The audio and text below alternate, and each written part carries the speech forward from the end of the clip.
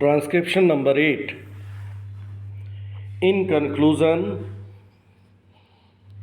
I would like to say a word in regard to employment with which I have been dealing so far.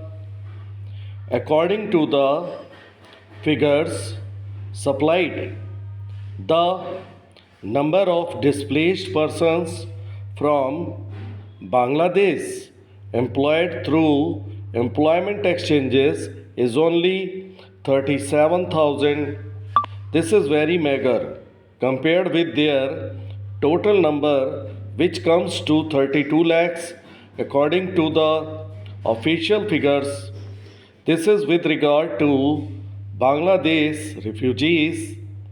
The number of displaced persons from Pakistan employed through employment exchanges is not very encouraging, but still it is 75,000.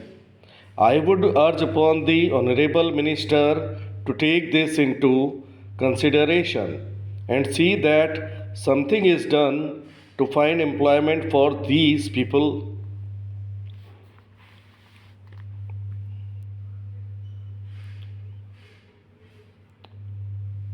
Of course, there is some expenditure incurred on general education and vocational training, but when we look at the number of persons who have been given vocational training, we find that the number already trained and under training is only 17,000.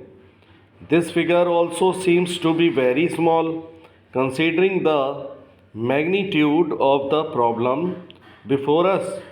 Some programs of general improvement have been undertaken by the government of West Bengal by way of setting up new industries, etc. These programs should be looked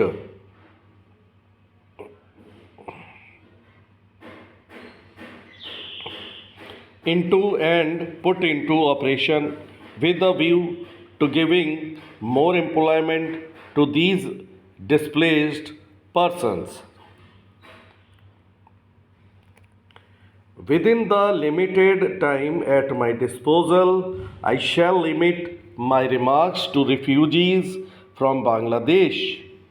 The first thing which strikes one as one looks at the various brochures and publications that have been given to us is the amount of contradiction one has to battle against. The first contradiction is in regard to the number of persons government think they have rehabilitated in West Bengal, granting that it is difficult to make a final assessment of the number of refugees who have come from Bangladesh. It is still true to say that at least there should be some sort of parity between what the Union Ministry says and what the West Bengal Rehabilitation Ministry says. Only a few days ago, the West Bengal Minister of Rehabilitation and that there are 22 lakhs of refugees who have to be rehabilitated, but the central government figures are 31 lakhs. Unless the government know the number of people they have to budget for, it is rather bewildering to know how they mean to plan in bringing about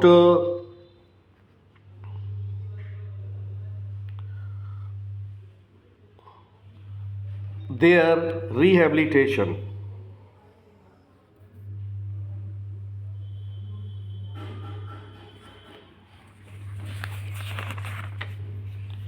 As a matter of fact, many other sources We believe that the figure is far higher, but in any case, there should be some parity and some idea as to the extent of the rehabilitation problem which still remains before the people of West Bengal. The other contradiction is this: on the one hand, Srimati Renukare says that in the near future they will be making a successful completion of the work of economic rehabilitation of refugees in that state. But only last year, Sri A.P. Jain said that as yet the problem of the displaced persons from Bangladesh was a matter which was giving some concern. I really do not understand why, in spite of Sri A.P. Jain recognizing that the problem is still quite serious, Srimati Renkare should have made such a statement. Yet, when we heard the Honorable Finance Minister, we find that there has been a big shortfall in rehabilitation budget.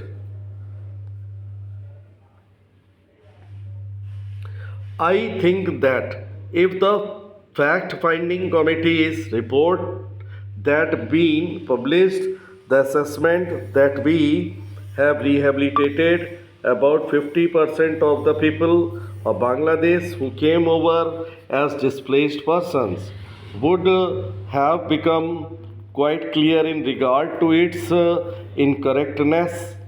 As a matter of fact, when we went around the camps and colonies in West Bengal, we found that as yet not more than 15% of the people have been rehabilitated in the sense that they are able to eke out their subsistence on the poorest levels.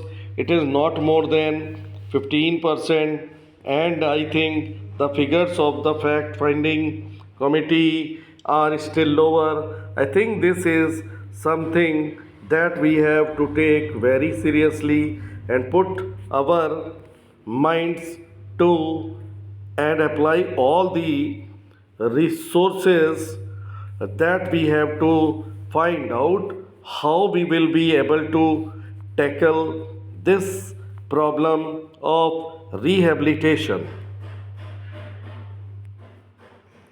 Now, coming to the question of relief, I feel that until we are able to give really proper rehabilitation, we cannot withdraw relief. It is no use arguing whether relief leads to lethargy and moral slackness. Unless our rehabilitation policies are fruitful, have we any right to starve the people to death? As a matter of fact, Sri A.P. Jain may know that in West Bengal, the incidence of tuberculosis amongst the refugee population is very high. Only a small percentage of them is catered for by the medical relief given by the Directorate of Rehabilitation. If I am to tell you